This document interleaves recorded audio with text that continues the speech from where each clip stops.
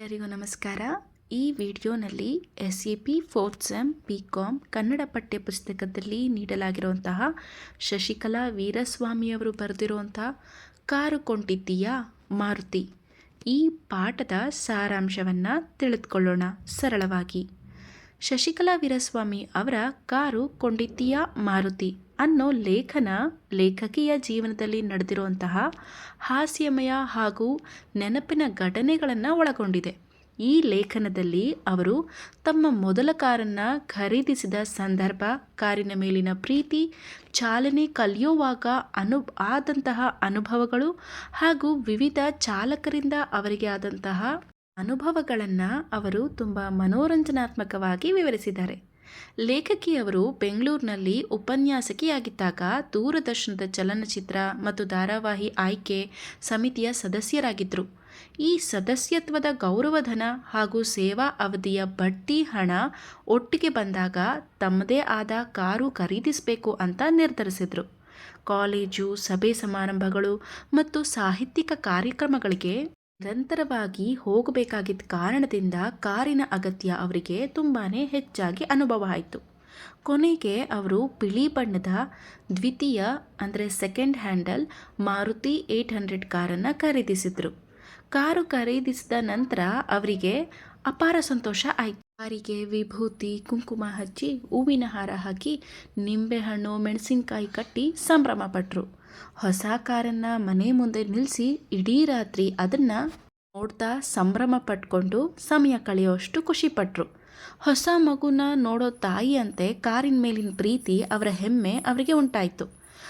ತಮ್ಮ ಬಾಲ್ಯದಲ್ಲಿ ಜ್ಯೋತಿಷಿಯೊಬ್ಬರು ಹೇಳಿದರು, ವಾಹನ ಯೋಗ ಇದೆ ಅಂತ. ಆ ಭವಿಷ್ಯ ಈಗ ನಿಜವಾಗಿರುತ್ತೆ. ಆದ್ದರಿಂದ ಅವರು ತುಂಬ ಸಂತೋಷ ಪಡ್ತಿದ್ರು. ಆದರೆ ಮರುದಿನ ಕಾಲೇಜ್ಗೆ ಹೋಗುವಾಗ ಅವರಿಗೆ ಒಂದು ಮುಖ್ಯ ವಿಷಯ ನೆನಪಾಯಿತು. ಅದೇನೆಂದರೆ ಅವರಿಗೆ ಕಾರು ಓಡಿಸೋದಕ್ಕೆ ಬರೋದಿಲ್ಲ. ತಮ್ಮ ಹತ್ರ ಸ್ವಂತ ಕಾರಿದ್ರೂ ಕೂಡ ಡ್ರೈವಿಂಗ್ ಬರದೇ ಇರೋ ಕಾರಣದಿಂದ ಅವರು ಮತ್ತೆ ಆಟೋದಲ್ಲಿ ಕಾಲೇಜ್ಗೆ ಹೋಗಬೇಕಾಗಿ ಬಂತು. ನಂತರ ತಮ್ಮ ಪತಿ ಸಲಹೆಯಂತೆ ಡ್ರೈವಿಂಗ್ ಸ್ಕೂಲ್ಗೆ ಹೋಗಿ ಡ್ರೈವಿಂಗ್ ಕಲಿಯೋದಕ್ಕೆ ಆರಂಭಿಸಿದರು. ಅವರಿಗೆ ಡ್ರೈವಿಂಗ್ ಹೇಳ್ಕೊಡ್ತಿದ್ದಂಥ ಗುರು ಬಹಳ ಕಠಿಣ ಸ್ವಭಾವದವರಾಗಿದ್ದರು. ರಸ್ತೆಗಳಲ್ಲಿ ಕಾರು ಓಡಿಸೋವಾಗ ಅವರು ತುಂಬ ಗಾಬರಿಯಾಗ್ತಿದ್ರು.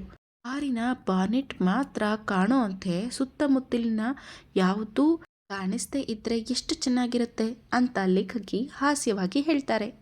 ಡ್ರೈವಿಂಗ್ ಕಲಿತ ನಂತರ ಕೂಡ ಲೇಖಕಿಗೆ ವಿವಿಧ ಡ್ರೈವರ್ನ ಸಹಾಯವನ್ನು ಪಡಿಬೇಕಾಗಿ ಬಂತು. ಅವರ ಜೀವನದಲ್ಲಿ ಹಲವಾರು ಚಾಲಕರು ಅಂದರೆ ಡ್ರೈವರ್ ಬಂದರು. ಪ್ರತಿಯೊಬ್ಬರಿಗೂ ಒಂದೊಂದು ವಿಚಿತ್ರ ಸ್ವಭಾವ ಇತ್ತು. ಕೆಲವರು ಜವಾಬ್ದಾರಿಯಿಂದ ಕೆಲಸ ಮಾಡ್ತಿರಲಿಲ್ಲ. ನಜೀರ್ ಸಾಬ್ ಅನ್ನೋ ಚಾಲಕ ಪೆಟ್ರೋಲ್ ಮುಗಿದ ನಂತರ ಮಾತ್ರ ಅದನ್ನು ಗಮನಿಸ್ತಾ ಇದ್ದ. ಪರಿಣಾಮ ಆಗಿ ಕಾರು ಆಗಾಗ ರಸ್ತೆ ಮಧ್ಯದಲ್ಲಿ ನಿಂತುಬಿಡ್ತಿತ್ತು.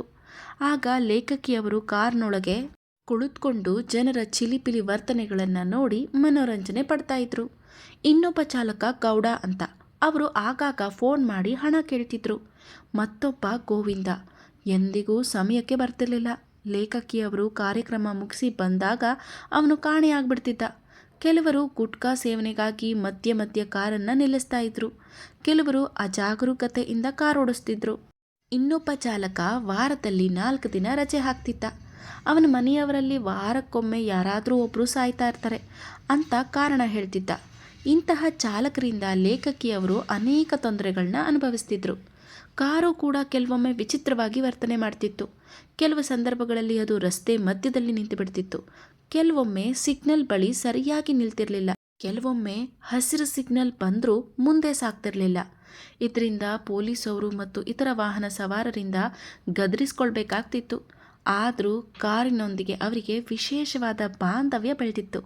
ಒಮ್ಮೆ ಕಾರ್ಯಕ್ರಮಕ್ಕೆ ಹೋಗೋವಾಗ ಒಬ್ಬ ಹಿರಿಯರೊಬ್ಬರನ್ನ ಫೇಸ್ ಮಾಡಬಾರ್ದು ಅಂತ ಲೇಖಕಿ ಕಾರನ್ನು ದೂರದಲ್ಲಿ ನಿಲ್ಲಿಸೋದಕ್ಕೆ ಹೇಳಿದರು.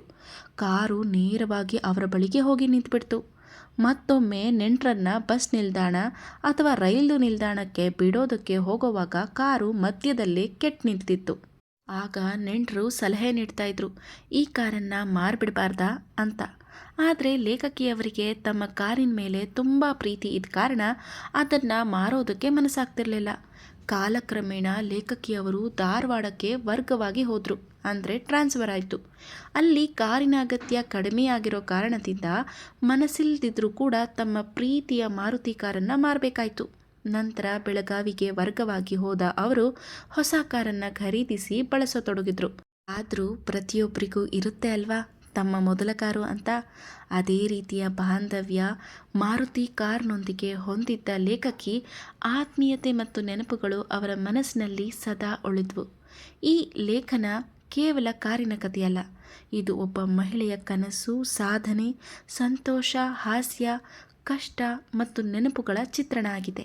ಲೇಖಕಿ ತಮ್ಮ ಸರಳ ಹಾಗೂ ಹಾಸ್ಯಭರಿತ ನಿರೂಪಣೆಯ ಮೂಲಕ ಓದುಗರಿಗೆ ಮನೋರಂಜನೆ ನೀಡುವುದರ ಜೊತೆಗೆ ಜೀವನದ ಸಣ್ಣ ಸಣ್ಣ ಅನುಭವಗಳ ಮೌಲ್ಯವನ್ನು ತಿಳಿಸ್ತಾ ಇದ್ದಾರೆ.